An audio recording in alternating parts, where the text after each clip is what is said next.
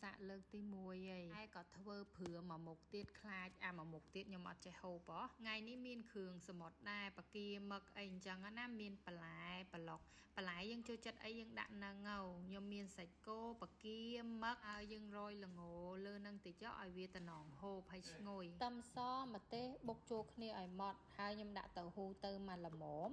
ដាក់ទៅហ៊ូហើយបុកទៅហ៊ូឲ្យម៉ត់ខ្ញុំដាក់ក្រូចឆ្មាទឹកដោះគោខាប់ប៊ីចេងយើងភ្លក់ទៅវាអាចជាជូរផ្អែមហើយប្រៃតិចទេអញ្ចឹងខ្ញុំថែមគីហើយស្ករសបន្តិចខ្ញុំច្របល់ចូលគ្នាឲ្យស្ទប់អញ្ចឹងខ្ញុំបានទឹកជ្រលក់គីហើយបងប្អូនធ្វើបែបហ្នឹងមកខ្ញុំធានាថាទឹកជ្រលក់គីបងប្អូនណាគឺថាឆ្ងាញ់មែនតើអ្វីដែលសំខាន់គីបងប្អូនត្រូវរើសគីល្អ